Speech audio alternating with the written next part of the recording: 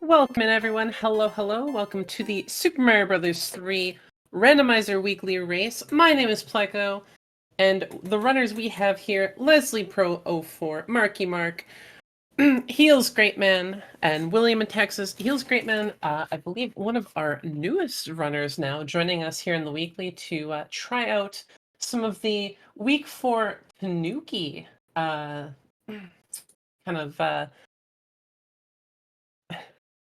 losing track of my words. The Kaizo Week Hell flags. So for those of you who have been following along with the weekly, you might be very familiar with Week 1. And basically a lot of the standard sort of flags that we use here in Super Mario Bros. 3. we randomize all the worlds. We randomize everything within them, all the levels. We add in the beta stages. What makes Kaizo Week special here today? We have faster boss bass, this sun starts sooner, and of course, for the Tanukis, the Bowser hitbox is adjusted. So we are playing as Papa Nintendo has intended for us. To add to this, anytime that you encounter a Karibo shoe, you will have to wear it if you defeat it. You can also get rid of it by hitting select. We are still in open world, so these runners will be able to choose which worlds they need to do. However, unlike the previous week, they will have to do every single world. The other thing is, it is now time attack. Anytime that they take damage, they will lose 100 seconds on that timer. The only way to recover that time is by getting power-ups. Power-ups will get you that 100 seconds back, so you don't want to damage boost too much, or you will kick that bucket. So it looks like we have the runners, and we will see.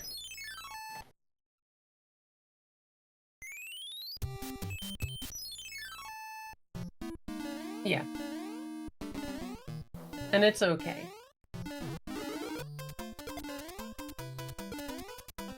Because we'll be going on, but we've got Icy Fingers.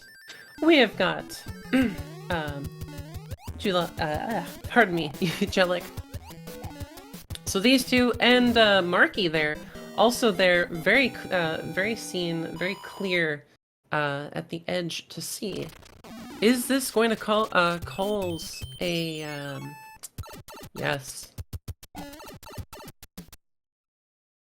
Sort of seeing as some things are ringing over here. So it looks like while we do have a hammer, we're gonna have to have these. We're gonna have them just come closer to. Pardon me, to become closer to each other.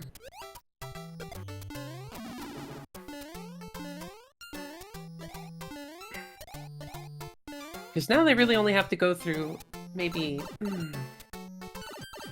about 2 to 3 kind of like levels they might have to go through. Looks to be that they're gonna even attack over the 3 different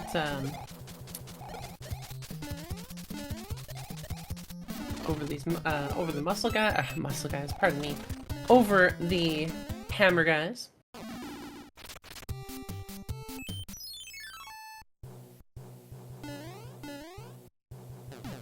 Now, Heel's great, not sure what's going on.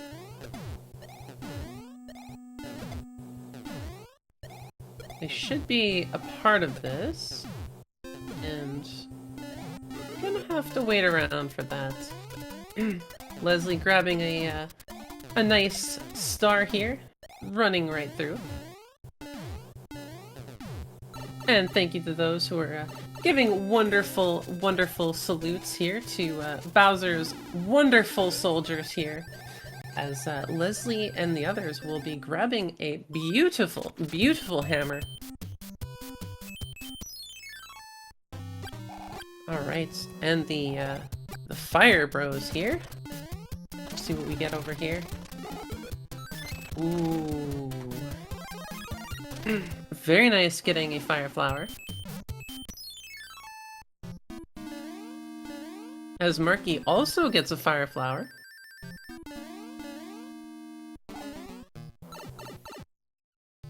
And looks like Leslie is gonna go deep inside, gonna try and keep that,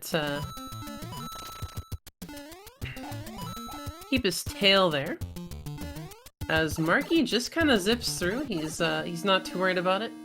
Takes a little bit of damage.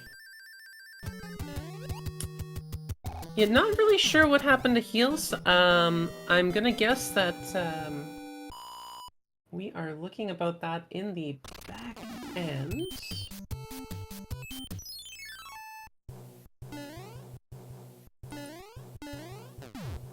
And yes, of course, the troll does get paid, all except for Leslie's side. Leslie did not pay any troll tax. But him and Mark here, waiting to get into, to fight. Ooh, and a 1. And a 2. And a 3, and you see, boom, 4. That hit dropped them down below 100 seconds, but that is a 5-hitter.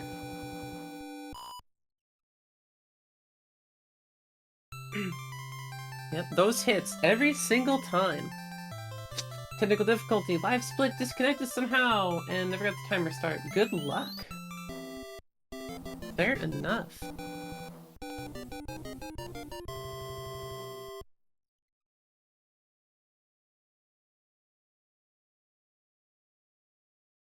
There we go. And a cloud given by Peach. So we'll see, Leslie's heading back into 1, gonna go check things out. Has a hammer, so really only needs to potentially do one of these forts. Marky taking a moment to think, heading into 7.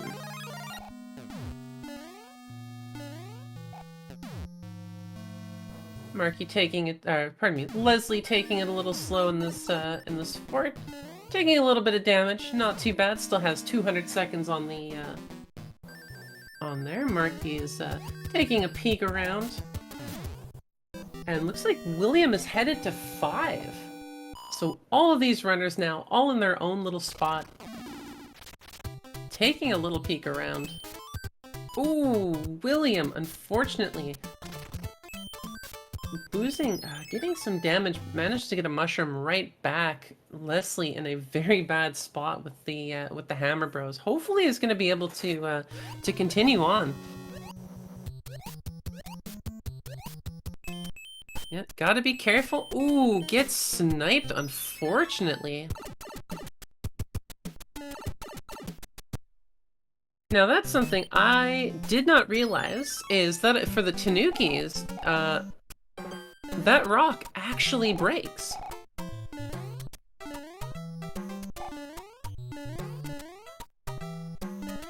That's something that the Fireflowers and the Kingslayers do not have access to at all, but it seems the Tanukis do have the ability to break that, so... World 1 moving exceptionally fast for Leslie here. We have William heading up into the tower, going into the sky. As Marky here, getting hit, unfortunately, in the stretchy boo for it. So fortunately for the Tanukis, there are no worries about having the faster Boom Booms or the faster Hammer Bros. So we are using what only the Tanukis will see this upcoming week, for Game 1 at least. In Game 2, we're gonna see what the Fireflowers and the Kingslayers are gonna be up to.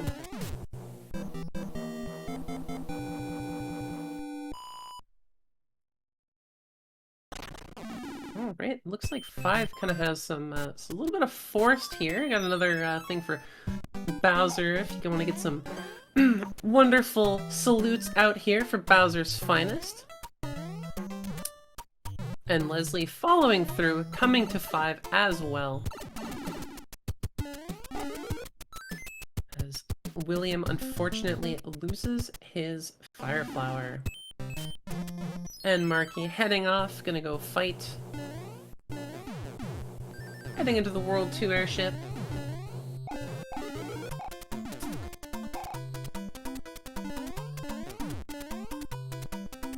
Now, of course, I haven't managed to see what items some of these have been. So, let's see. That was a whole nothing. And nothing on William's side, unfortunately. But we will see as Marky finishes up, will he get something interesting from Princess Peach? You know, are we looking at another hammer? Are we looking at another cloud? Or do we get something like the Kingslayer? Ooh, Leslie losing the flower over there.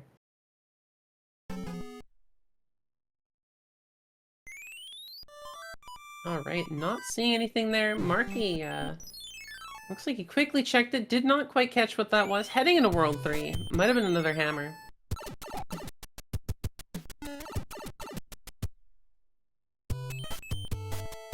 Oh, he got a frog suit. Uh-oh.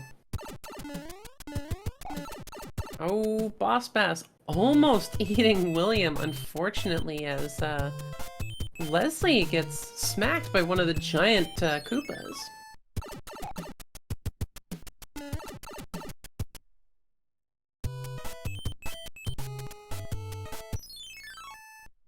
And it looks like Wendy might actually be fully open here for Marky Mark.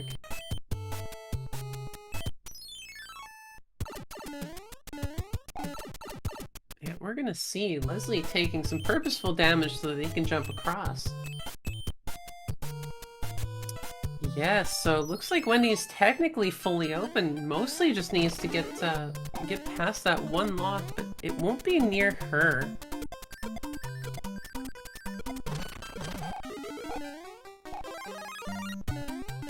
It looks like Leslie was trying to do a little bit of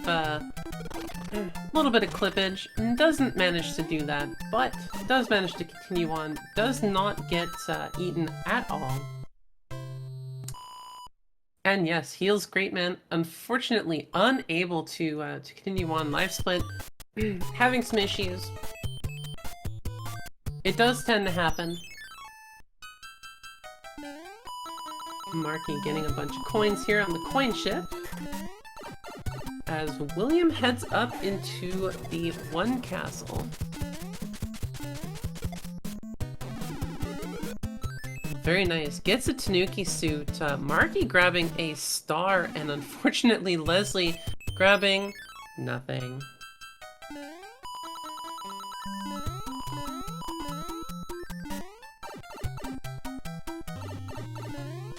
We'll see here too, as well, as Marky heads into the second airship coin ship that he has. Does not get anything for it, unfortunately.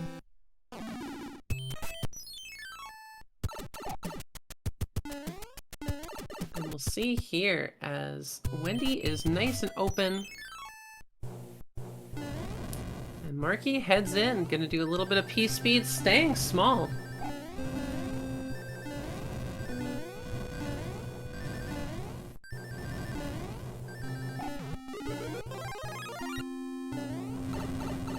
Alright, it is Wendy time. Ooh. Sharing those onion rings in some of the worst ways. Gotta be careful when you're small. Ooh, unfortunately, Marky will not be surviving for that. William heading to the desert. As Leslie grabs his own Tanuki suit.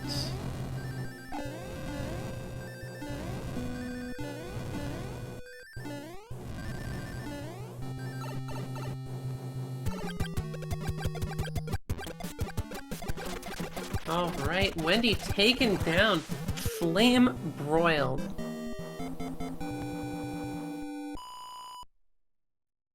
And looks like William also heading off to the Koopaling, 2 being incredibly quick for him. taking advantage of the Tanuki suits.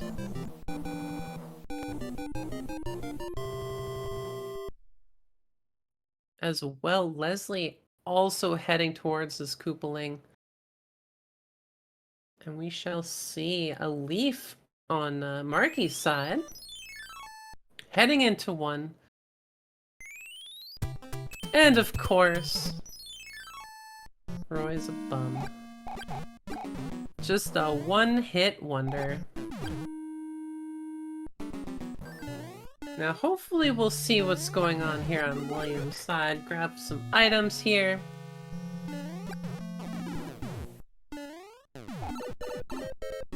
Ooh, Marky unfortunately taking several hits, only having about 50 seconds left. Did not catch what William got from Peach, but that's alright. He's heading into 3. A cloud on Leslie's side. As he heads into 7.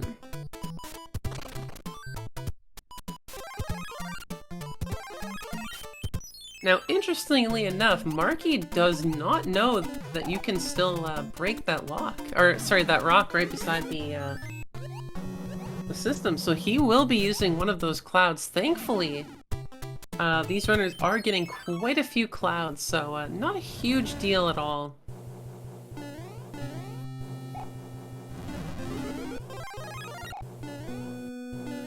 Oh, Jade, Jade, Jade. See, the next seed is actually going to be my seed. This first one wasn't mine. And to answer the question in chat, the black box is essentially either a duplicate item of something they already have, or it is simply just an empty item. The idea is that all the items are programmed in a way to be balanced across all of the worlds. Sometimes it's the same item that already exists, like a mushroom or a fire flower or something like that. And a lot of times it is just something empty.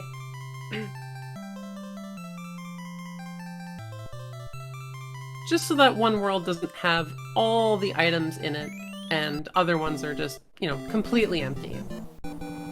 And yeah, Leslie going for the clip, ending it on everyone's favorite number. And we have gotten the hammer suit there on Marky's side. Kingslayer is in effect as he heads off to 5.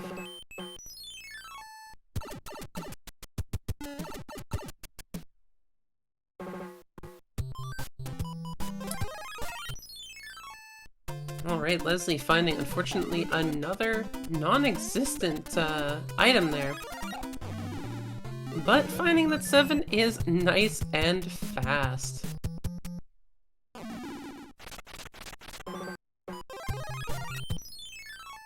And on William's side, we see everyone's favorite fort, Fort Knox. Easily one of the greatest forts in open world, just because of the fact that you can have almost unlimited coins, no matter what. Now, of course, you always cap at 50, but just being able to top up, it's perfect. And to answer chat, no, the time attack does not exist for Fireflower or Kingslayer. They have to deal with J damage. And I'll explain what J damage is next game, because we will be going up to what that is after these 3 are finished.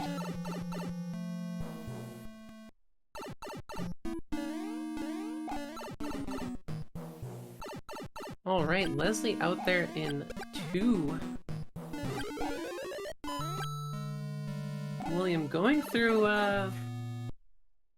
this fort here. Does not go through the 3rd door.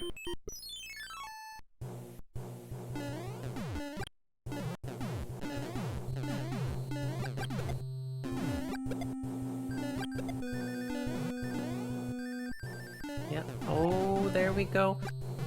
Leslie not letting any boss bass take any kind of snack here.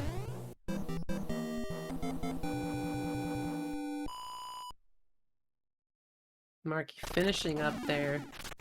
Gonna be heading over. I have a feeling with Marky having so many, Ooh, does not come in there with a, Aha. So Marky looks like he's gonna be coming in here. He's gonna actually take the cloud from this. Whereas everyone else has gone through it. Doesn't look like Marky's too interested. Oh, never mind. Pardon me. Marky is gonna come through here. Gonna take the suit, Ooh. Alright. Little bit of a mistake there. Leslie grabbing potentially an item here. Nope, does not get it. And for William, the fire takedown on Wendy.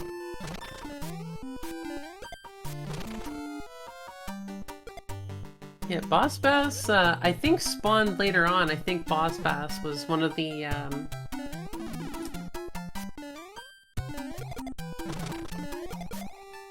think it's spawned around the plate where the first power-up is, essentially. Ooh, Leslie almost getting hit by the Rocky Wrench.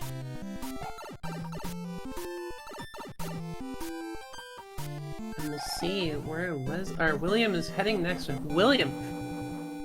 First into 6, I believe. And finding one of our hand stages. Ooh. And Marky discovering what happens when you take too much damage. Yes, you run out of time. Leslie showcasing us a little bit of some beautiful fanfare here for the star. Ooh, Marky getting caught between some fish.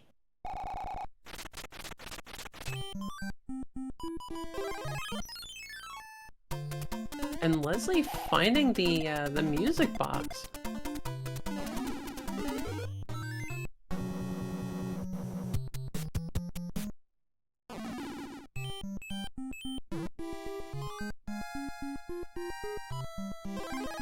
Alright, William potentially taking a real nice shortcut to the end of 6. Looks like there might not be a need to do any of these forts here at all. There might not be any worry about having being blocked by a ladder.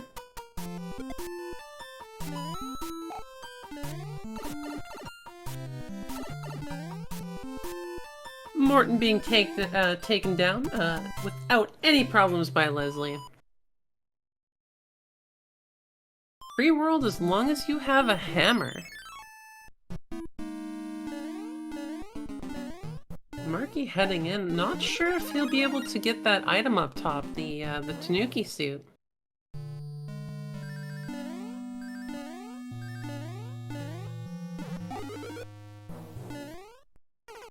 Yep, no, will not be able to.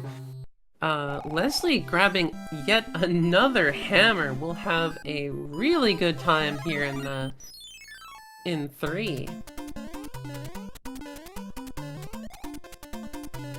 And just a one-hitter on William's side there, unable to get the on-screen one grab.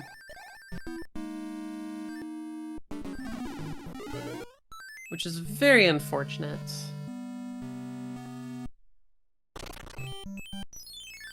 Leslie taking the sun down, not interested in how soon it can start.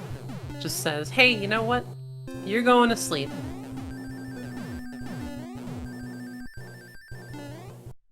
Getting a nice hop over.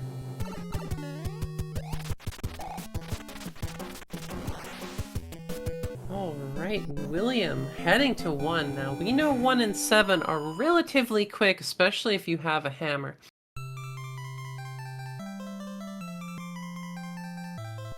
So we'll see how well William does here. Ooh, Leslie going for the 3rd door. Unfortunately, does not grab it.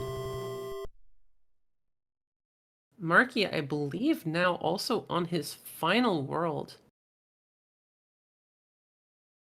Grabbing a cloud here, and I think only has... Oh, never mind. Still has 2 to go. We'll be heading to 6, and hopefully has a hammer, because he will enjoy how quick this goes.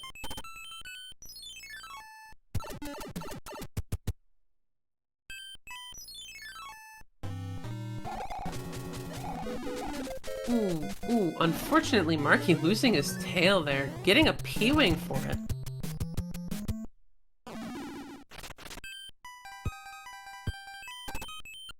Leslie not getting anything. William taking the best route over top of a airship, just P-Wing it.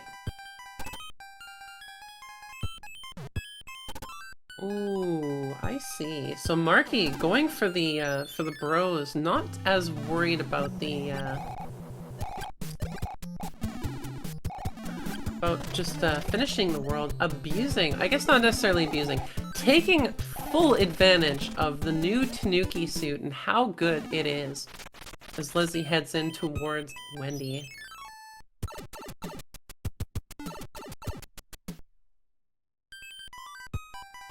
Yeah, and I think he sees immediately exactly what he needs to do. Having seen all of the locks, it is the 3-forter, and none of this needs to be done. Has a cloud, turning 6 into one of the fastest level worlds so far, and we had a very fast one.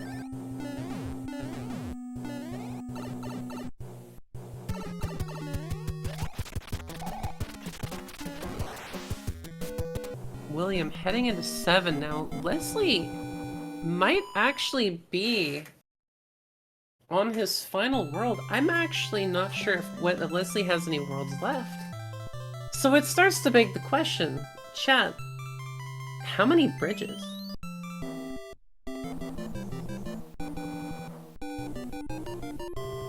Considering how quick 6 is anyway, I think we can start asking that question now. I mean, we know how quick this is. He's gonna look. He's gonna see it.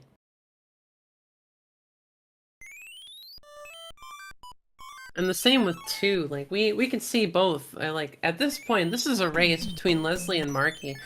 Who is gonna come in first? William still has a chance to come in and snipe this. Got a 2 with a force level, 3, -1.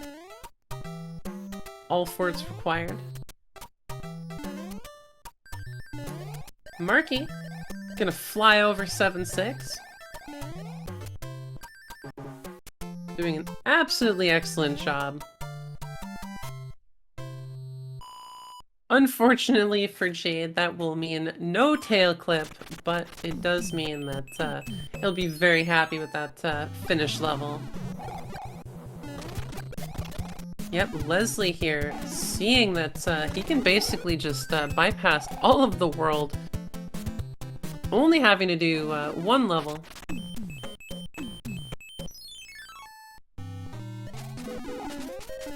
So I'm gonna say, I'm gonna go with one bridge, but... One bridge, but they need multiple forts in order to actually get there, just because of weird locks.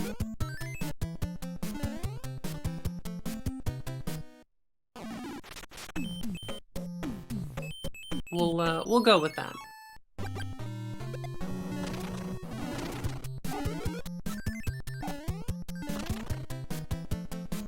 Alright, William grabbing this this chomper here, unfortunately will not have anything to grab. Marky using his last hammer as Leslie heads into World 8.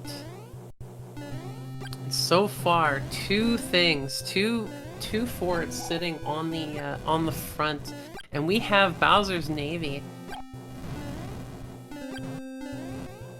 Give your salutes to the Navy. These fine Navy folk, just doing their best.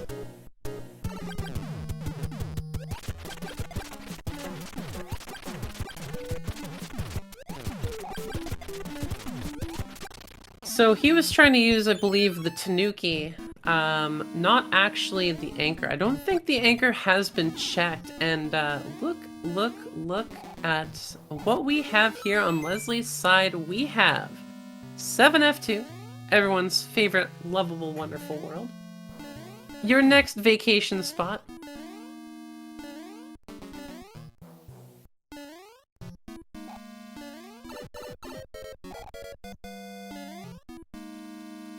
Leslie unfortunately has to be very careful because if you touch the staff, they do have the right to remove time from your massage. So you have to make sure that you know, you play hands off.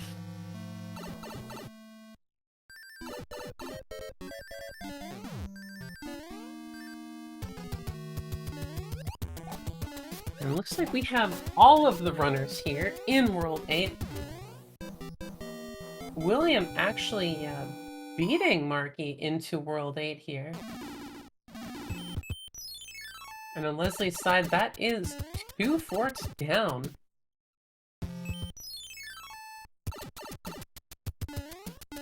And I believe that Elbow has the fake tank. But we will see in just a moment here. Yeah, I believe the Elbow has our fake tank, and those 2 forts there are the real ones. So whoever said 1 bridge and a force level, congratulations, you win. What can you win? You win a thumbs up from me. Leslie showcasing here that if you have a frog suit in your inventory and you enter the water, you can just turn into a frog once per level.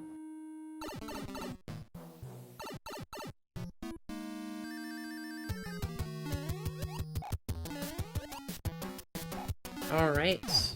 So 2 bridges. That's true. That's... Pardon me. Pardon me. Alright, so Leslie checking. Is that the answer? Or did he do every single fort? Ooh, yes.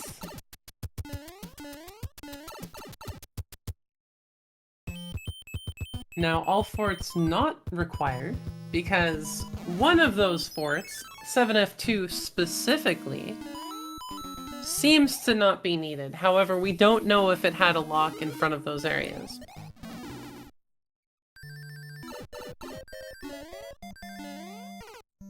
Ooh, Leslie unfortunately taking a defeat there.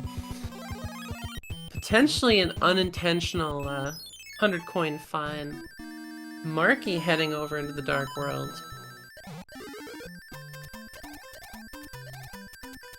William also seeing that he just needs 1 bridge.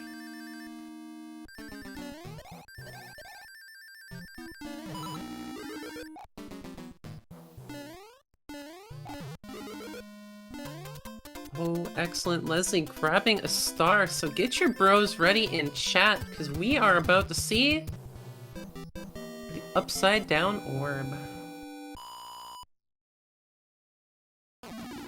And yeah, I agree with chat. Using statue strats, absolutely fantastic, because by the time they run out, you will just lose the Tanuki, have time to jump out, and that will be that. Alright, Leslie hopping over, putting on that Kingslayer, putting on that star. We are heading in here.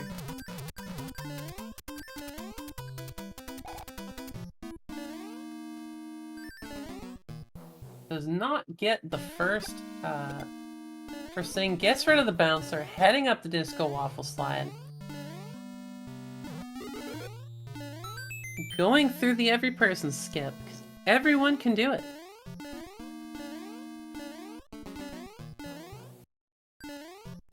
Alright, gets the mac and cheese, heading right into Bowser's Keep. Just a few hammers, and we are basically on easy street here.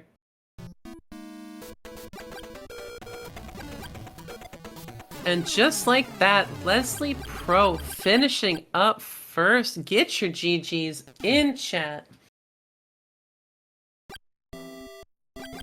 we have an official race time finish. Leslie Pro, 33 minutes, 6 seconds. GG's.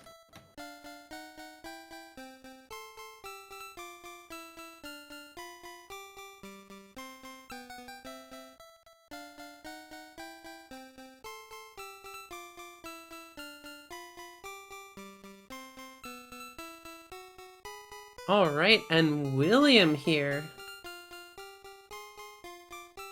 Marky having to play the level that everyone else so far has clouded. Also getting the every person skip. Let's go, William.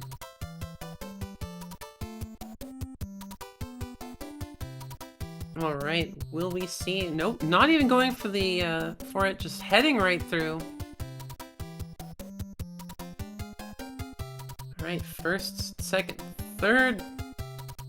No troll laser. Manages to get through.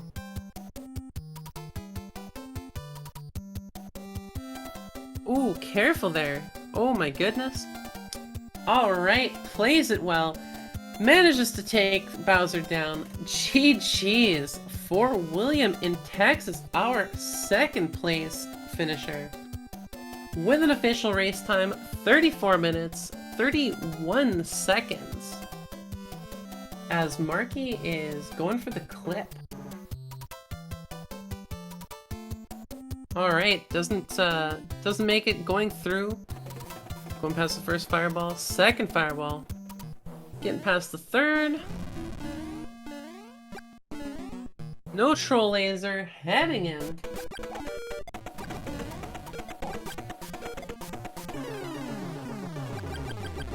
And lastly, final finisher of our first race, Marky Mark, with an official race time, 35 minutes, 14 seconds. So for everyone, that's a little taste of what the Tanuki Week 4 looks like. What to expect from our beautiful Tanukis next week. But I will be right back. We're going to take a little break, so get up, use the washroom, grab yourself some water. We're going to set up what the Fire Flowers and the Kingslayers are going to have to endure. So don't go too far. I will be right back.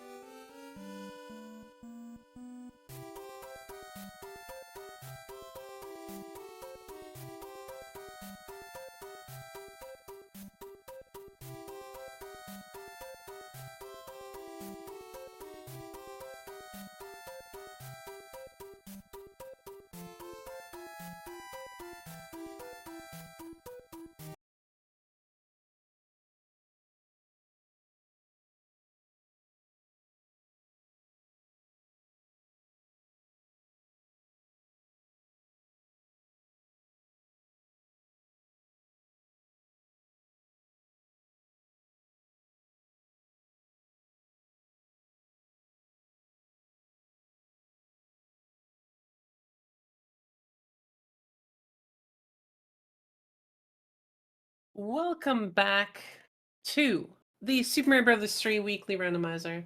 We are now joined by Teeks, legendary Warpless runner, and of course, randomizer player Teeks, joining this wonderful crew between Leslie, Marky, and William from the first game.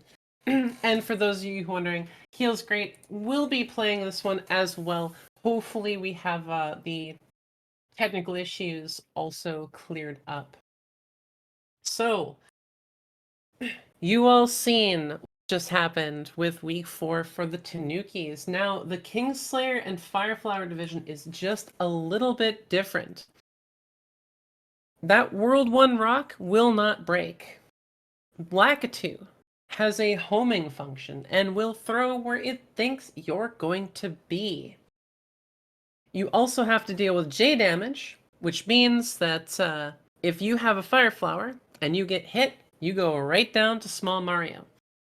No time trial, no additional time by grabbing power-ups. However, we do have the easy power-up system, so, if you're Small Mario, you don't have to worry about grabbing a mushroom. When you grab a Fireflower, you get the whole benefit.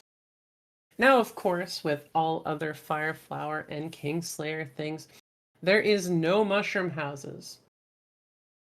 But still the staples from the Tanuki side, which is Karibo on Stomp, but we have Faster Boom Boom and Faster Hammer Bros, and this one is going to be very interesting to show off.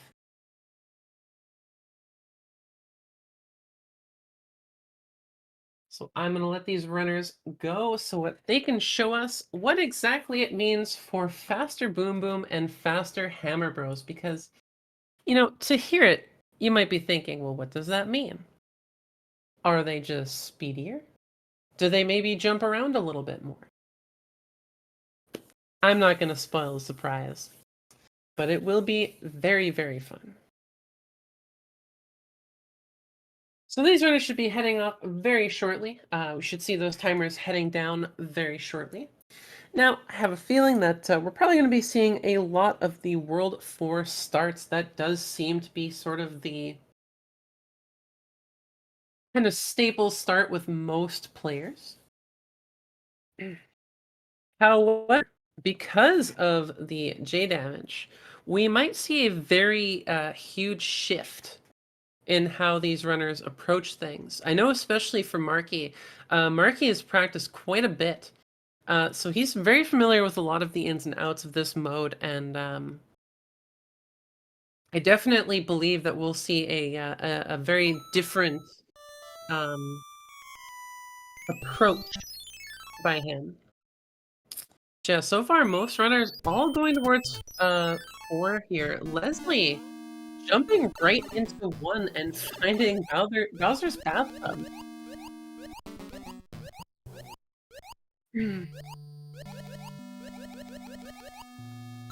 Alright, we have our runners here jumping into finding our first Hammer Bros. And as you can see, they're pretty darn quick. Look at that. Jump, throw.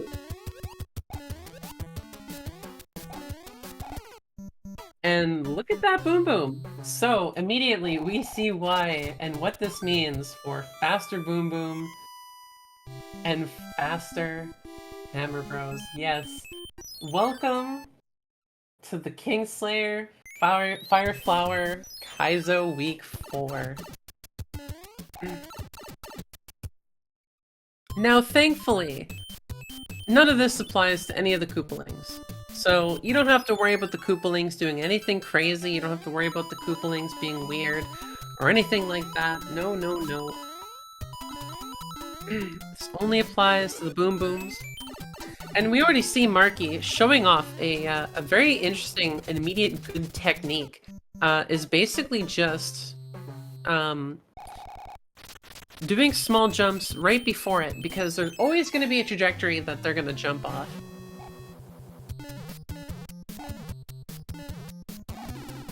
Alright, Leslie taking down the Hammer Bros. Not too much of a deal. Seeing that, you know, that easy power-up system, giving him the leaf immediately, not having to worry about getting just a mushroom first.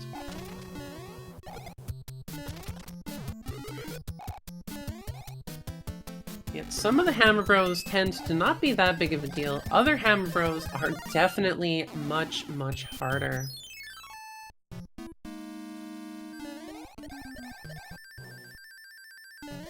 Yes, and to answer chat, I do believe our other runner, Heels Great Man, who unfortunately didn't get a chance to play last time just due to technical errors, I believe they are actually able to play right now.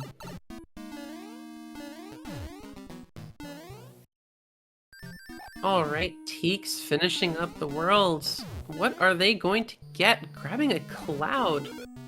William, unfortunately, losing the hammer suit. Ooh. Is taken down by the Boom Boom, heading into World 5.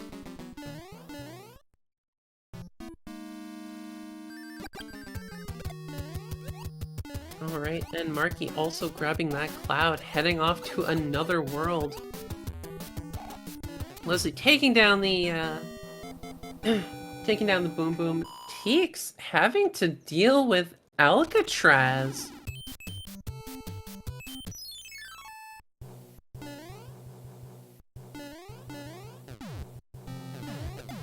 Yes, Fun in the Sun and Alcatraz. Now, does manage to get a leaf, which is excellent here in Alcatraz.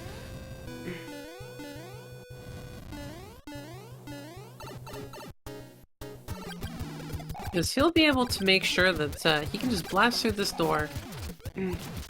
Do a little bit of P-speed over here, doing a quick little jump, because if you don't jump, you're not going to be able to do the flight that you need to do to just bypass that awkward bridge that nobody wants to deal with.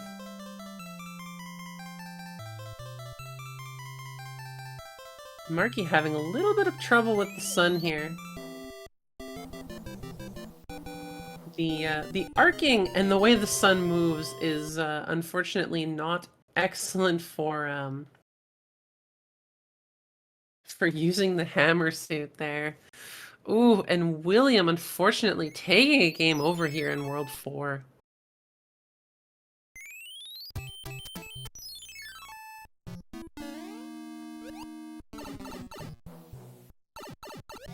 Yep, Teaks unslowed, unfazed.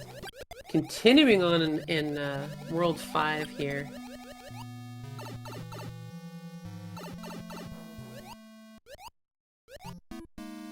Yeah, Marky keeping up with the hammer suit, not gonna go for looking around for anything else. And yes, perfectly invalid, as chat says. I have no issue with that. So as Leslie starts to fire fireballs at the Boom Boom, I've got a small confession to make, chat. Just a tiny little confession. You see, these Boom Booms are not only, you know, really wacky, they're also a little bit healthier. In fact, every Boom Boom is going to take 10 fireballs, not the usual 5 to take down. So if you're looking to take them down with your fire flower, you're in for a bit of a longer, you know, attempt, unfortunately.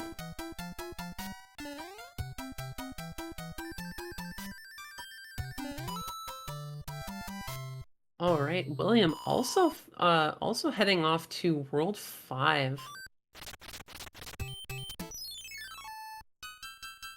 And Leslie, I realized, is back into World 1. Not interested in letting it keep him down.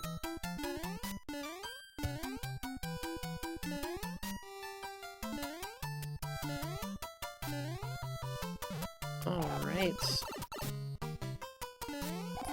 Yeah, the sky not looking too bad on Teaks' side. Teaks showing us some really good strats here. As expected of a warpless runner.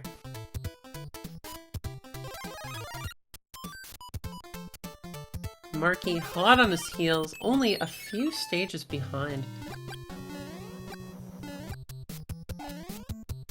And of course, William also in there, trying his best, getting through, getting, unfortunately, a little bit, potentially overwhelmed between the Paragoomba and the Sun. That is a very tight spot to be caught in, unfortunately. And decides that he's not overly interested in that, and I do not blame him. Alright, and on Teek's side, we have Roy. A 3-hitter. A 4-hitter. Now, I know exactly where I classify Roy in this situation no matter what. However, chat might have another idea. So chat, if you have a state at which you like Roy, please feel free to state it. But I fully agree with Krista. Bulked up muscle. Leslie grabbing a hammer from World 1, which will be very helpful later on. In fact, could be very helpful immediately here in World 2.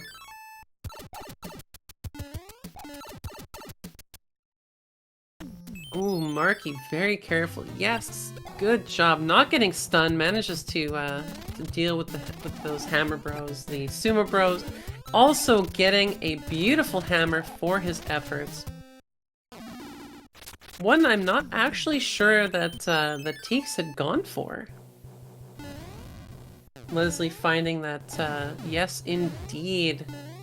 That is a nice, easy World 2. There is nothing that he needs to worry about, unfortunately, outside of having to lose that that hammer suit.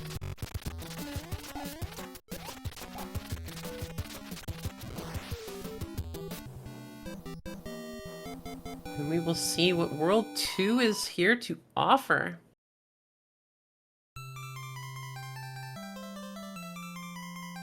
Ooh, awkward moment there, unfortunately. Having to give up the suit for the fire flower. Just basically forced.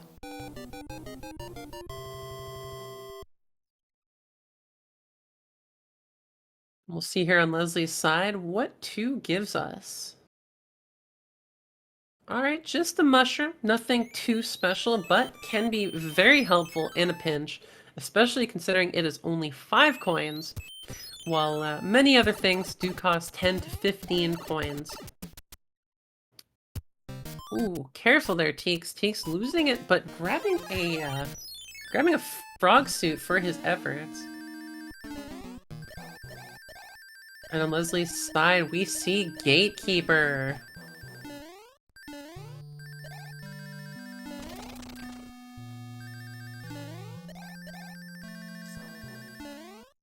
Yep, in here with the P-wing.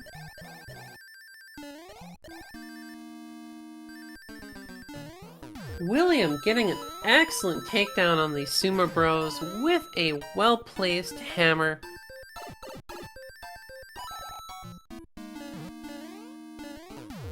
And Teeks finishing up here to also grab his hammer. I believe he was in World 1. Ooh, oh, William losing the hammer suit, unfortunately, but hopefully, yep, getting a cloud here. Oh, careful, Leslie. Yep, Leslie taking down the Boom Boom without too much of an issue. As Teeks is in World 3. Ooh, William, unfortunately, eating the red bullet bill and then going right into the pit, hole in one.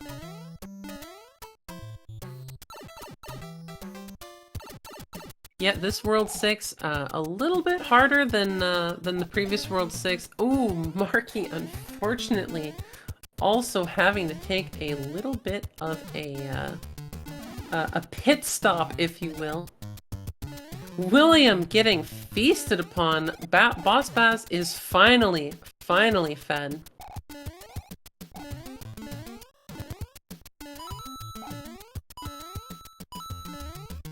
Peeks here. And the donut for it. Now, interestingly enough, there are certain forts, such as that one, that have just absolutely phenomenal setups for being able to take down the Boom Boom without needing to worry about actually going down to, you know, to smack them.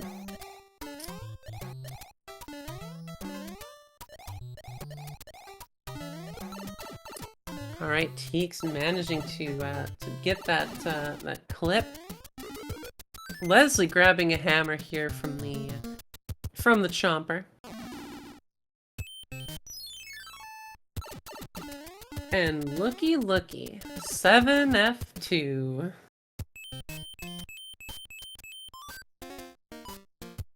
William unfortunately finding out that 7F2 and the hammer suit, while can be very good, are not exactly the greatest combination, just due to the way the arc is and how far away things are. But definitely making do.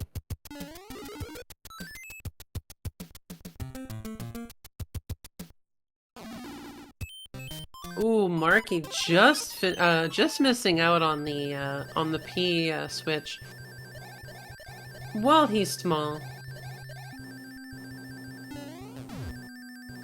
Does manage to get the power up here. Leslie heading in to fight one of the Koopalings. And Teeks grabbing a leaf. Heading off to 7 himself. Ooh, Leslie just missing the off-screen one grab, unfortunately. And also, William showing us that slow and steady does win the race, especially if you want to keep a power-up in this system. Once again, we are playing with J damage, so if you lose it, you go down to Small Mario.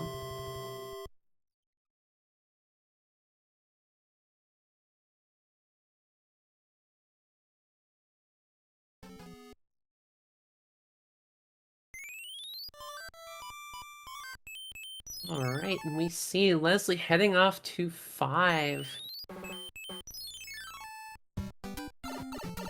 Peaks making it look easy. And Marky running into a little bit of problems there in the chomper area. Does manage to get past. Gets a hammer for it. Is definitely rewarded. And William keeps his hammer suit through the entirety of 7F2. Not a worry here. Peaks, I don't know, somehow warping through these levels. I'm not even sure how to feel about this right now.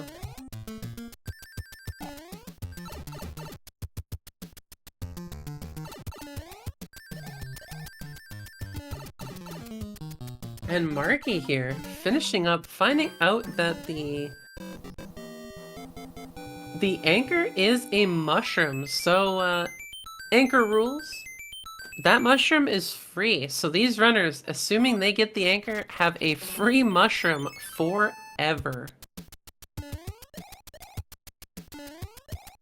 Which is definitely incredibly handy when, you know, you might be using a lot of power-ups between levels.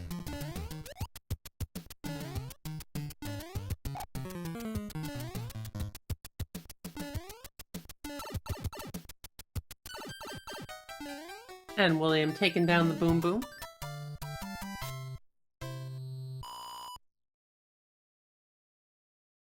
William definitely getting used to the way the movements are.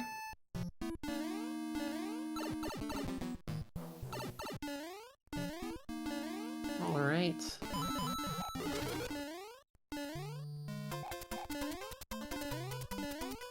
Where is Marky gonna head next? Marky heading into one.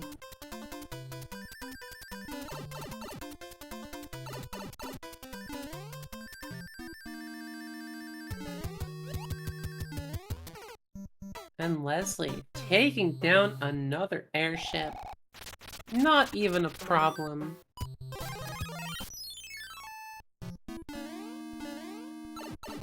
And we'll see here, where is Teeks heading off to? Teeks heading to 6. So we will see 6 in its icy glory.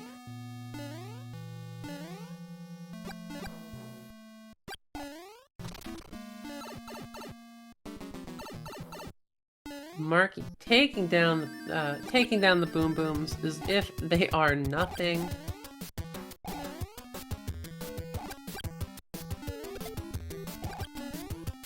And Leslie having a bit of trouble there with the arcing. Ooh! Loses the hammer suit as the boom boom becomes airborne.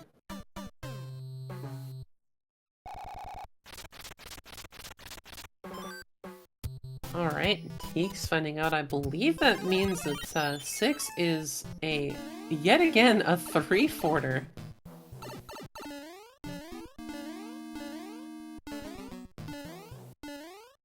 William getting some good Tanuki mileage here in Donut Fort.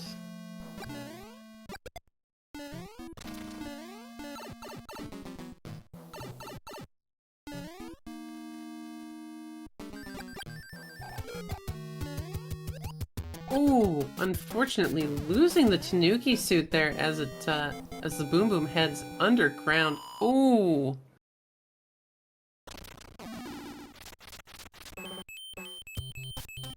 Unfortunately, getting a game over there, but thankfully does not lose too much time. Teeks, and everyone's favorite fort, showing us how it's done.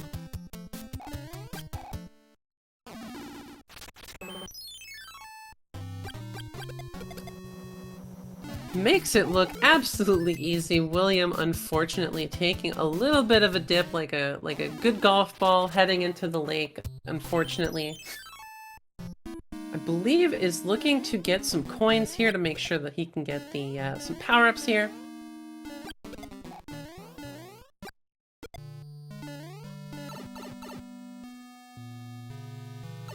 All these runners definitely taking a huge advantage of the early hammer suit. As I say that, of course, Leslie loses that power-up.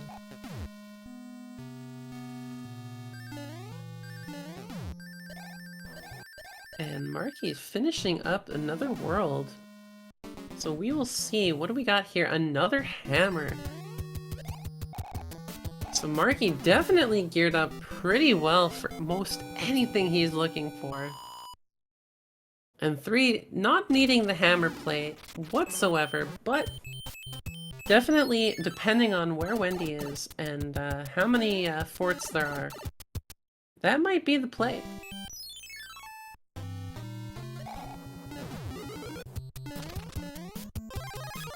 Leslie trading in that tail for a fire flower. Right as Marky unfortunately loses his power-up.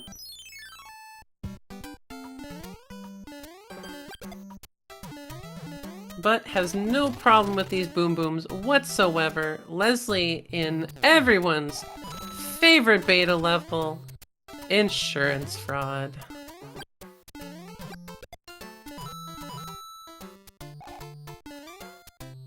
Oh, and Marky having to take a unfortunate 100 coin fine, quote unquote. But will be able to utilize the free mushroom through the anchor so that he can just clip right through in 7-6. Peek set up in a blink and you'll miss it, grabbing a fire flower there from that world. And I believe does not have a hammer. So Teeks will be playing 2 much slower than so far the other runners have been, as he does not have a hammer to continue on. William taking a quick little nibble of the disco waffle there.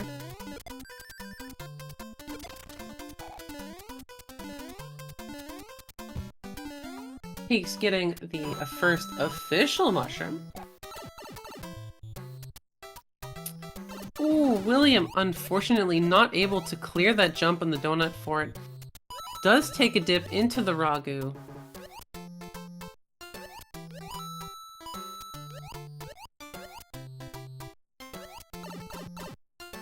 The Valkyrie getting caught and Teak seeing what exactly Karibo on Stomp means. Now, what makes this one more interesting for the Kingslayers is you don't want to get rid of that. If you get rid of your shoe, it takes your power-ups with it. So if you can keep your power-ups, or if you want to keep your power-ups, you keep that shoe on.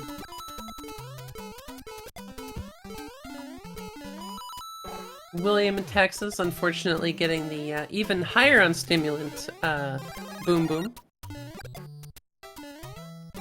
Might have drank a couple like super shots of espresso.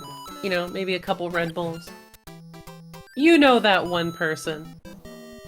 We all have that that friend or acquaintance that just drinks way too many energy drinks. That is that Boom Boom. Leslie Pro once again also showing us in Game 2 a beautiful fanfare.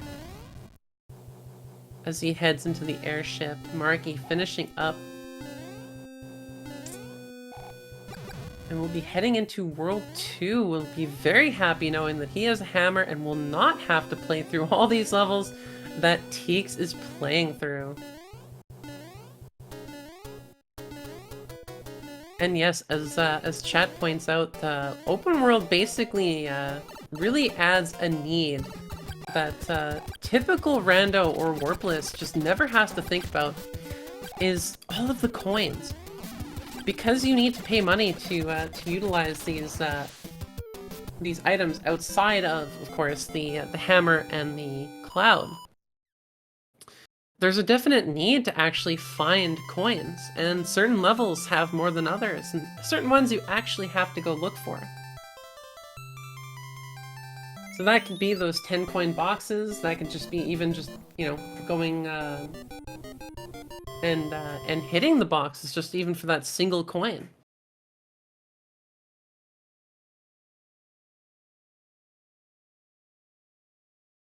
He's grabbing a cloud. William jumping into here, grabbing the chest item. It is a frog suit. Not every day you get to see that level and the item inside of it, I find. Ooh, and Atlantis is found.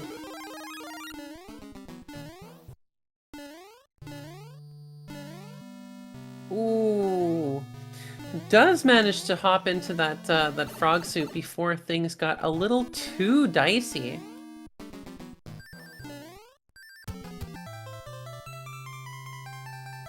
Ooh. Boom Boom taking out Leslie.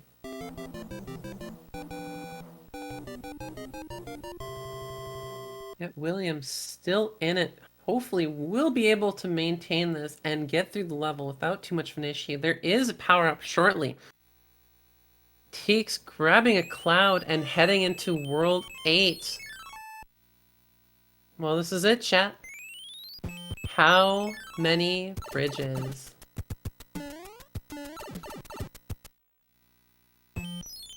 Now I'm gonna go with 3. I feel like my seeds are nasty enough to warrant a 3.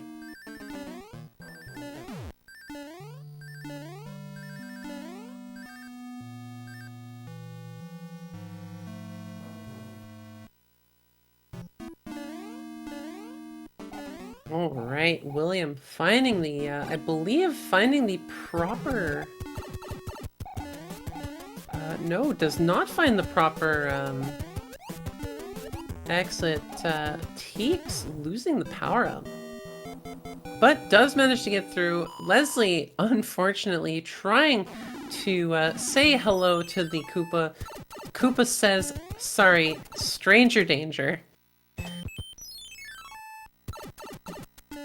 And Leslie flying over 7-6.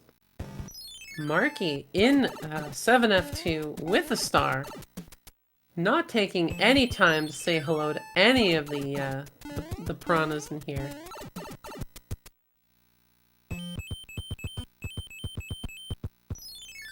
Ooh, and so far I think the 3-bridge dream is still alive.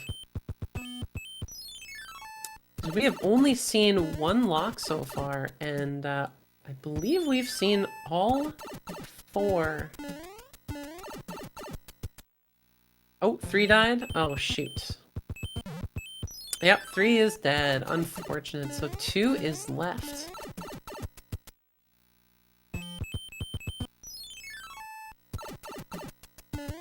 But judging by the way these are all placed, there is a interesting chance that all forts might actually be required.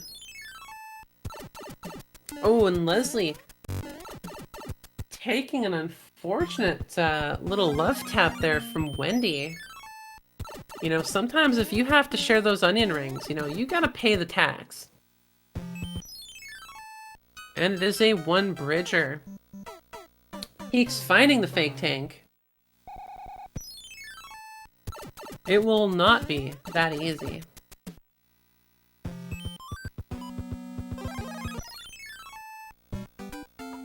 Alright, we see Teeks in 1-1 with a angry sun.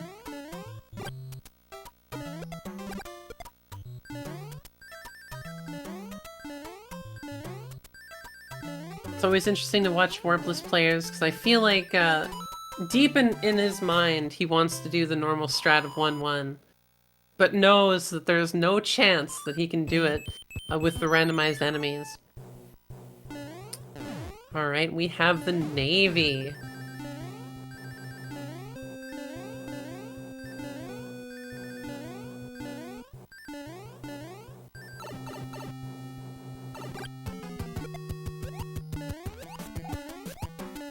Getting an excellent jump here on the 5-hitter Boom Boom, taking it down. Not a single problem. Marky gonna be heading off and joining Teeks in World 8. Will be hopefully able to figure out this little quote-unquote puzzle that Bowser has laid before them. And yes, unfortunately, that was not the answer. So Teeks will have to find another fortress.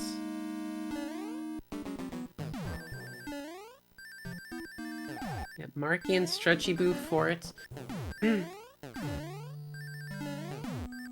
Peaks here in Forgettable Fort. Blink and you miss it. It is already gone.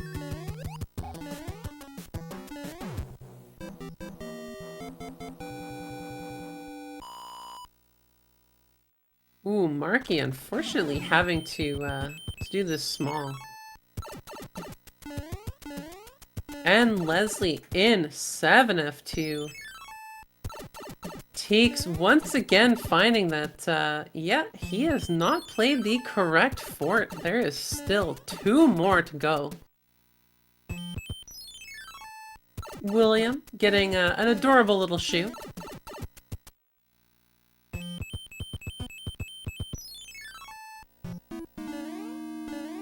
Alright, 6F2.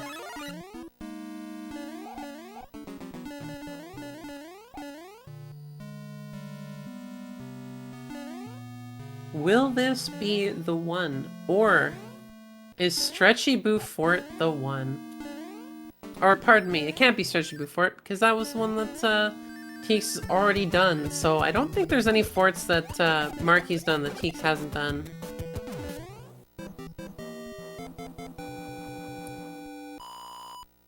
And to comment in chat, forts that repeat would be an interesting flag.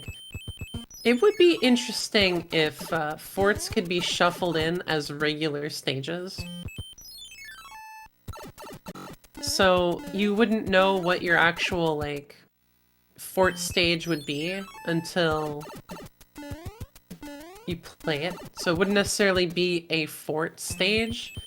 Your fort could literally just be 1-1-1. And it looks like Teeks has found the way. It looks like 6F2 was the correct answer. Heading in with the Kingslayer. No bouncer here to be seen. Hopping through nice and fast. Yeah, no little nibbles on the disco waffle. Teeks made sure to eat his Wheaties this morning. Jumping right through with mac and cheese. The true reason he's not interested in taking a nibble on the disco waffles is because he's got mac and cheese.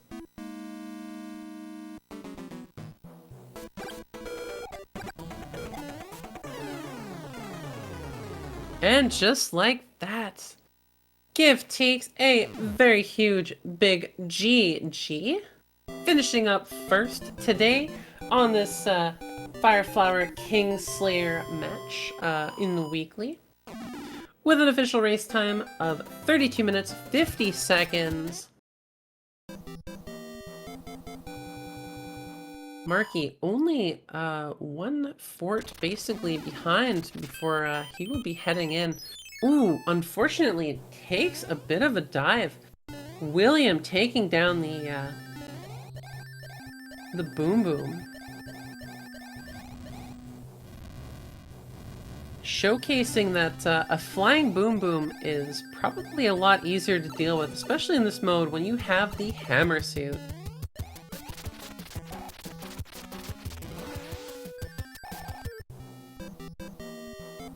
And welcome in, GG's. Yeah, thank you. How you feeling after that? I'm gonna be completely honest. Of all the 5 or 6 Kaizo seeds that I've been practicing over the past couple of days, this was a jet seed by comparisons, because I've been averaging like 35 to 39 with most of them, so I'm really happy with how it went overall. Nice. Yeah, you played really well. Huh. So far the closest one is Marky, and I know Marky has been practicing quite a bit. Ah, very nice. And looks like Leslie is just heading into World 8 right now as well. So you looking forward to this week? Actually, who's your opponent this week? For I believe I'm going to be facing Danny Peacebeat and Human Mustard, and we're looking to have that on Wednesday at 11 p.m. Eastern. Ooh. But I'm not sure if it's officially on the schedule yet, but that's what we've mutually agreed on thus far. So, all right. So yeah. Chat, keep your eyes open on the speed gaming schedule for that. You feeling pretty confident about that one? It's one of those things where it could just go either way. I looked at the score for everybody else in Kingslayer, and it's close enough where it can still be anybody's win, depending on like who gets the double 9. Mm-hmm. But yeah, I'm really happy with how this seed went overall. Like, I'm glad that I was able to get the hammer seed really early from one of the first Hammer Bro fights, and then just go right into it for 7F2. Like, I kind of learned my lesson from 4F2 that I can't really get away with hammer kills with how fast the Boom Booms are, so yes. I kind of had to take it easy by just standing on the block and just kind of camping from there. Interestingly enough, William in Texas, our Tanuki player here, was actually showcasing when the hammer suit actually could be really useful in a Boom Boom fight, and it's actually when they fly.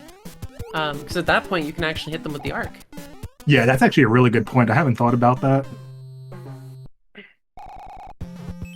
Yeah, those Boom Booms can waste so much time once they take flight, because even when they drop down, they can go into that spike state, so... And then you have such little time to hit them, and they can just fly right back up really quick.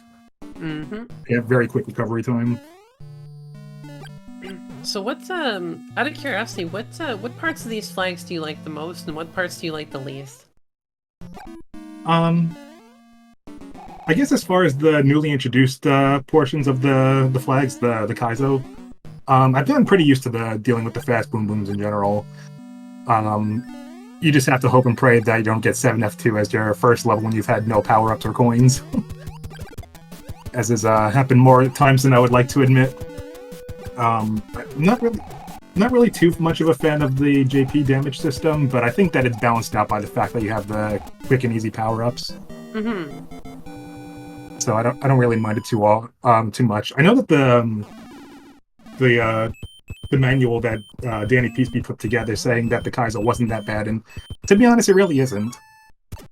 It just takes a little bit of getting used to with some of the different movements.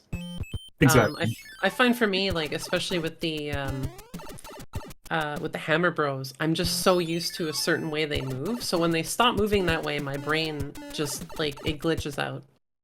Hmm.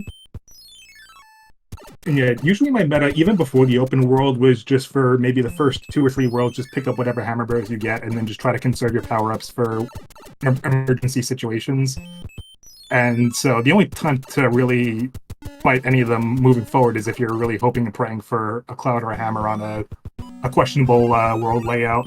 Mm-hmm. And that definitely applied. That definitely applies in open world, especially because even more so because it's not too hard to collect coins, and the items that you get just stay in your inventory. So there's not really too many times where I really have to like be really careful and be like, oh, I have to use this fire flower, I have to use this peeling. Usually I could just jump in the level and go. Yeah, I find it's usually only in worlds where you find that you're just not going into levels, where you're only doing either like, you're ripping through way too fast, or you're only doing forts. Yeah, I usually yeah. Yeah, any worlds where the layout can typically lend itself to fast routing, like worlds 4, 1, possibly 5. Those tend to be the most linear too. So I try to get those out of the way first, and then collect those hammer bros along the way. And depending on if I get clouds or hammers, that'll dictate where I go from there, whether it's 2, 6, or 7. Because I know I had 1 cloud and 1 hammer by the time I got down to my last 3 worlds before 8. And this was a perfectly good opportunity to use one in World 6, because when you break the rock and then, take that pipe transition, it takes you halfway into the map. And so it's an easy 2 or 3 level skip. But then I saw how long World 2 was, and I'm like, oh, shucks. And everyone, get your GGs out here from Marky, finishing up on the official race time, 38 minutes, 49 seconds, and also joining us very quickly in the booth. Sorry to cut you off there, Teeks. Oh, no worries. GG's. GG's. GG, Marcus. I have one question. Was 6F2 required? Yes. Yeah, it was the required one. Okay, so I didn't waste all that time for nothing. Nope. You needed it. Yeah, I was on the hand bridge just like hoping and praying that one of those, like either the Navy or the fort, would be the one to Bowser's Castle, but no, coping doesn't really help. You have to go in the dark room whether you like it or not. Yep. I knew Bowser had to be behind that one level in the hand area, but I didn't want to use my cloud and then have to play the level if 6F2 was required, so... Yeah, I took a gamble on the hand bridge to skip the level panel and go straight to where I knew the Valley of Bowser was going to be, and then, I saw the bridge was still open, so... What a shame. Yeah, I was kind of hoping that it would be like you'd have to find all of them, and the last fort you went to would be the one, but... What was that level, by the way? The one on the hand bridge area blocked past the Bowser's. I know that one of them was the actual Navy, and... Wait, was it the actual Navy? I know one of them was 6F3. No, not the fort. There was one stage I clouded over. I was just curious what it was. Oh, the one on the hand bridge? Oh, what was that? It's like Leslie played it. Was that 1-1? Yes, it was. Okay. Which, I mean, it isn't too bad, but it's still like 20-25 seconds long. Yeah. Ooh, Right. Leslie choosing to do. Oh no, he did the hand bridge already. So yeah, never mind. I was gonna say, like, it'd be kind of interesting if he came in here without actually doing the hand bridge first.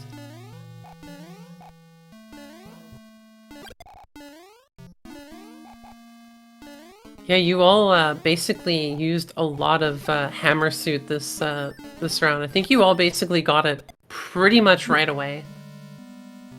Yeah, I know I did. It's really easy to use the hammer suit liberally in the seed, because I maintain my coin count to like 40 or 50 in most of the seeds, so I really only cared about using it for like 7F2 or any place where I could, take a shortcut on boom boom fights. Or if I just wanted like some sort of backup in case I knew I was on the level where I was gonna easily take damage. Now, some people in chat have argued that Kingslayer at 15 coins is too cheap. How do you guys feel about that? personally, I think at 15 coins, like especially how we see here, utilizing Kingslayer outside of just beating Bowser, I feel like it's just such a good reason why you should keep it at 15 coins. Like it's just as versatile as a Fire Flower. Yeah, absolutely. Like, Yeah. both of them are capable of killing Bowser pretty quickly, but I mean, the difference between Hammer and Fire is only like maybe 6 seconds, so maybe even worse though with the fixed hitboxes. So yeah, they're both pretty equal in value. I kind of think that, like, in the event they were ever to, like, raise the cost of it, I don't think it should be more than 20 coins. Or it should be lowering the cost of the Fire Flower at that point. Because it's just, like... I kind of like the idea of encouraging people to use it, just because it doesn't have to just be the Bowser, like, the King Slayer.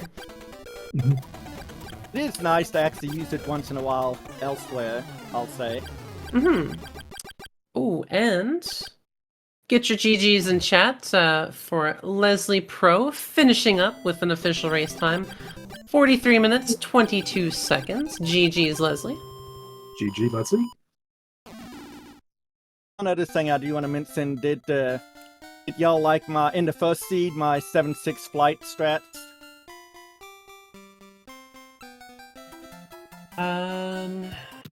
Trying to think. Stuff always blends together, so I went in 7-6, I had a tail, and I was able to do the peak speed strats to fly over. Oh, that's right, yes, in 7-6, yes. I believe somebody actually went in with a P-Wing at one point, too, to fly over it, which I thought was very funny. And, welcome in, GG's, William. Unfortunately, William taking the forfeit, but this is a very challenging flag set. No kidding. How are you feeling after that? I mean, there's a reason I'm a Tsunuki, right? I just don't know the Kaizo Boom Boom at all, which was my biggest problem. The faster bass was not great either, and yeah, so these are just settings I never play. So I end up having no feel for it. I end up having to think a lot about how many lives I have, like how many coins do I have. And you guys saw me go for White Mushroom House in roll 3 because why not? And that P-Wing ended up coming in handy. And that was actually a thought that I had. Like, you know, a P-Wing could be really handy in a few of these spots. And I don't know that I can get through Alcatraz without the P-Wing, so maybe it was worth it. Well, and all things considered, especially like coming from the Tanuki side, like you did really well. Yeah, like I'm feeling okay. Like if I can execute at that level, I think things are winnable this week. Oh, definitely. And also, welcome in, Leslie. GG's. GG's, everyone. GG, Marky. Well, I think I know what I need to practice. Faster Boom, no doubt. Because Boom Boom was giving me the business. 15 yards, replay the down. Yeah, same here. I have no idea. I don't know how to handle the faster Boom Boom. It's very interesting watching from this angle, because we have Teeks who's incredibly technical, like very skilled on the warpless side, like can react very quickly to how the Boom Boom moves. Marky, who's practiced, very much shows in how he handles the Boom Booms and how he handles the Hammer Bros. So it's very interesting to kind of see like a whole spectrum of different sort of play levels. Play levels and play styles. Because I gotta admit, the 6F3 Boom Boom, I just improvised that out of my... One sec. My phone just started ringing, I do apologize. But yeah, I improvised that pretty much. 6F2, just yeet 2 hammers up into where Boom Boom's starting.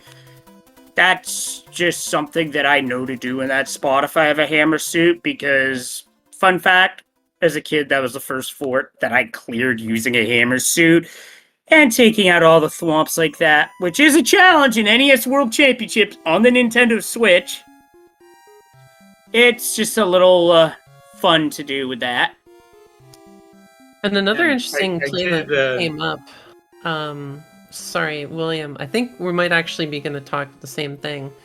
I was talking with Teeks about this. When the Hammer Bros in the air, William actually took it down with a really good arc using the hammer suit. It was a lucky shot. It was a mid-air hammer kill. I hope that got clipped.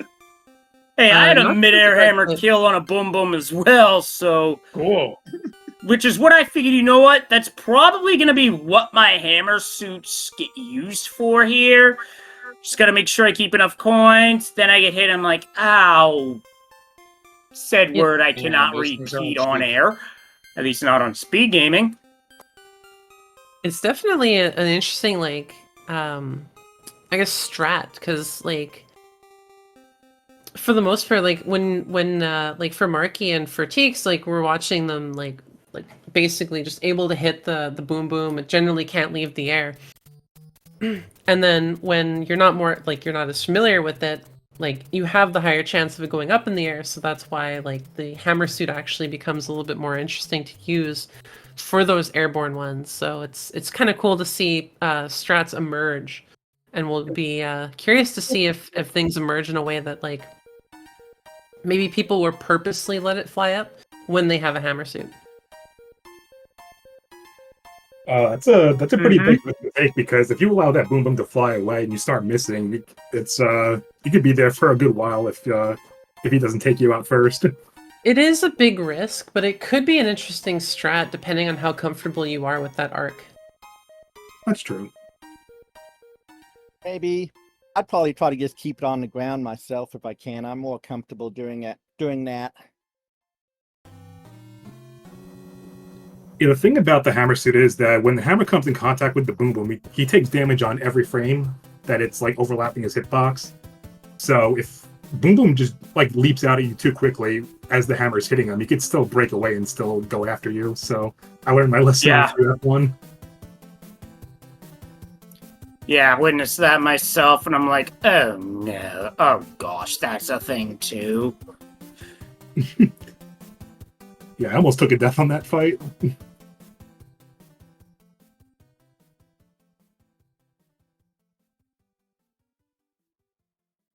Yeah. Like I said, this is going to be what I have to practice more than anything else this week. Because J damage system, yeah, I'm not really a fan of it, but I tend to be a little bit more conservative with the risks I take as a result. It's definitely more fair and balanced than the season 2 Kaizo flag set with the Kaizo Koopalings as well, and the Lakitus with the smart bosses. That was a little too much. Yeah, I didn't see a single Lakitu in this seed, and that's probably for the better. Yeah. Yeah, I don't believe I did either. Yeah, definitely glad we don't have the Kaizo Koopalings this time around. It's funny because the Kaizo Lakitu is only marginally faster in these flag sets, but it's just enough that it can put a wrench in the vanilla strat with a level like 4/4 when you just kind of jump out of the water and hit him. His spiny will always outrun you, and that applies to 5/8 as well. Yeah, I'll say in the weekly we did a couple weeks ago using these flags, I got into 4/4 with the hammer suit, and it worked very effectively against Lakitu and the Spinies.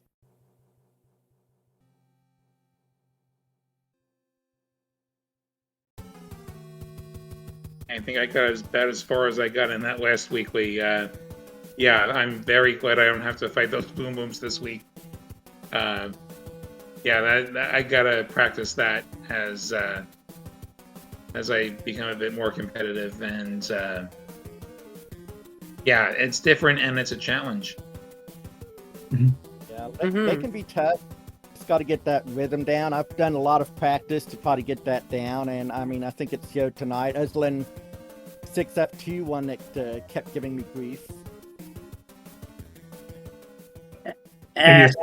Well, 6F2, that's where if you run in with a hammer suit at P speed, right before the fight starts and before Mario stops, you just toss 2 hammers, it doesn't have a chance. And if I remembered I had that hammer suit, I probably would have saved 4 minutes on my time. I just completely forgot I even had it.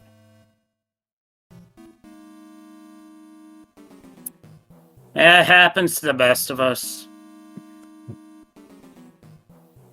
Guys, Yes. for the first race, I feel like I hit every, even though I'm not racing those flags this week, I feel like I hit every single note that I needed to hit in that seed, including some good routing and clever cloud usage. I am curious as to what I skipped at the end of World 6 in the first seed. Yeah, I felt like I routed pretty well in both seeds too. The second one I felt behind the first half, and all of a sudden I was just flying through. I was getting quick walls aided by hammers and clouds. I was going to ask, did you ever find a hammer in that second seed? I found a lot of hammers in that second seed. I don't even think I used all of mine, to be honest. Yeah, same here. I'm guessing you played some more pros than I did. I typically will go after most of the bros. Same. Yeah, like if they're not Kaizo, definitely. I was trying to avoid them because I had no lives and I had no coins, and yeah, that's another pattern I'm just not familiar with. Yeah, like I looked at World 2 and I noped out. I need a hammer. Like the hammer saves what, 3-4 levels at least, but just looking at the first screen. Yeah, I wound up noping out of 1 because the Boom Boom and 3F2 got me. So I'm like, you know what? That's 1 level. I can come back. And I wound up saving a couple of levels. No, I hammered the rock in the first seed. I'm getting my seeds crossed up. Seed bleed, seed bleed. Yeah, that Boom Boom gave me trouble too. Yeah, I actually did World 2 last. I ended up burning my hammer in World 6 because I knew that by going into the second half of the map, you would be skipping at least 2 or 3 levels. So by the time I got to World 2, I only had like 1 cloud to use, so I still had to play 4 or 5 extras. Thankfully, they weren't too bad, though.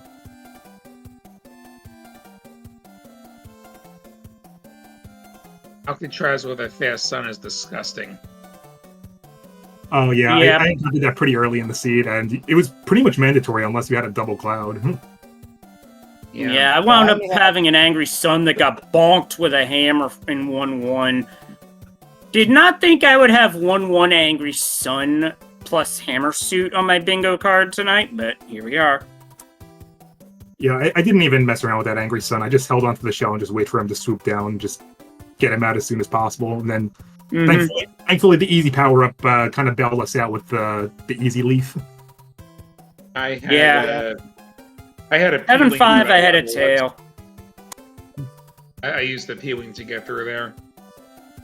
In 7-5, I only had 1 cloud, so I went in with a hammer suit, and I could not for the life of me hit that thing with the hammer, so I finally just grabbed the shell and hit it that way.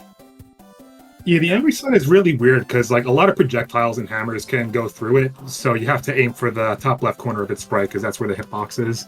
It was coded pretty strangely.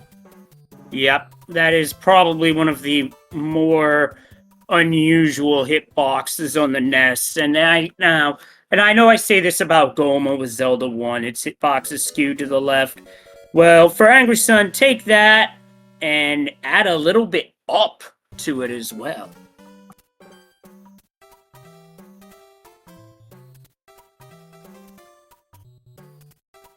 Well, I think that's pretty much all we have time for the episode, because we were actually just booked for 10:30, but thankfully nobody's waiting for us. Do we have any kind of last thoughts? Anyone, want to say anything towards your opponents for next week? Some kind of like a wrestling encouragement almost. Well, if Danny Peacebeat or Human Mustard happen to be listening, I wish you guys the best of luck. It's going to be a fun race, and I'm looking forward to it. So I'll see you guys Wednesday night.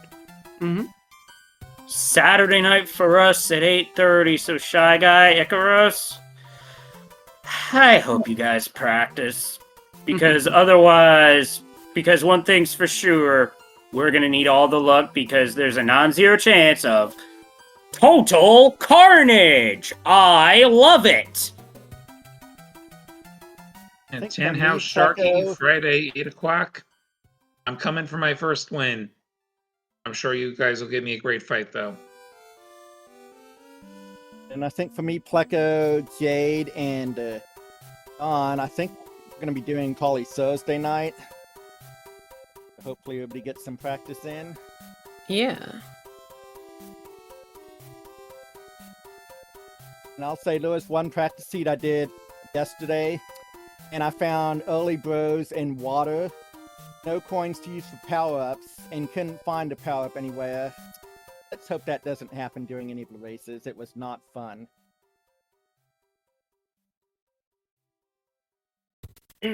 Well, thank you to all of the runners here. Thank you so much for being out here for our weekly. Thank you so much to everyone that's come to watch, all of our viewers, and of course a even bigger one to Diesel, who did help set this all up, but unfortunately is feeling sick, so may have already fallen asleep by now. Big thank you to Speed Gaming for allowing us to do this, and of course even just helping us do the league. You know, as we've been doing these last few weeks, and we'll continue, I think, for another 1 to 2 weeks, I believe. And yeah, I think that's pretty much it. And thank you for calling the action. Absolutely. Thanks for comms, Pleco and Diesel. Feel better soon, dude. All the best to you, Diesel. And thank you, Pleco, for the commentary. And But of GG's to course. everybody. All right, thank you all, Yes. and hopefully you'll have a fantastic night, and we'll see you when you run. On the other side of that next pipe check. Take care, y'all. Take care, everyone. Take care. Bye. Not everyone.